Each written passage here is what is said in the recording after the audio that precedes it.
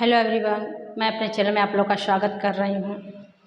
भारत रत्न भीमराव अंबेडकर बाबा साहब की आज जयंती है।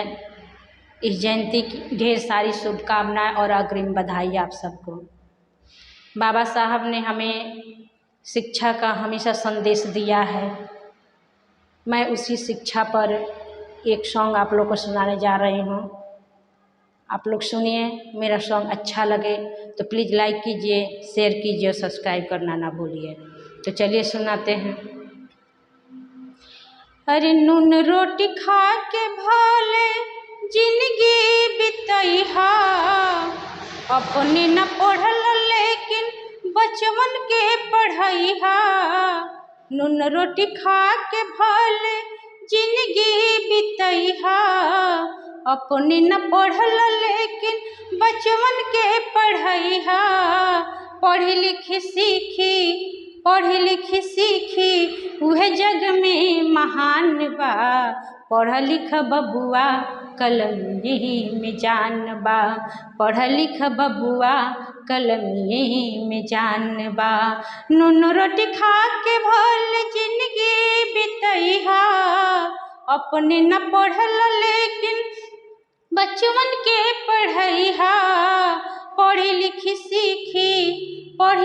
सीखी उहे जग में महान बा। पढ़ लिख बबुआ कलम में जान बा। पढ़ लिख बबुआ कलम में जान बा। इहे पढ़ैया अंबेडकर जी कइले, घरे घरे शिक्षा के अलख जगैले। इहे पढ़ैया अंबेडकर जी कइले, घरे घरे शिक्षा के अलख जगैले। पढ़ी लिखी रच दिहल देख संविधान बा। पढ़ी लिखी रच दिहल देख संविधान बा। पढ़ी लिखी रच दिहल देख संविधान बा। पढ़ लिख बबुआ कलम में जान बा। पढ़ लिख बबुआ कलम में जान बा। कहेल भीमराव ज्योतिबा फूले, लइकन के पढ़े बदे भेज स्कूले। कहेल भीमराव ज्योतिबा फूले, लइकन के पढ़े बदे भेज स्कूले। पढ़ल समाज के एक अलगे पहचान बा। पढ़ल समाज के एक अलगे पहचान बा।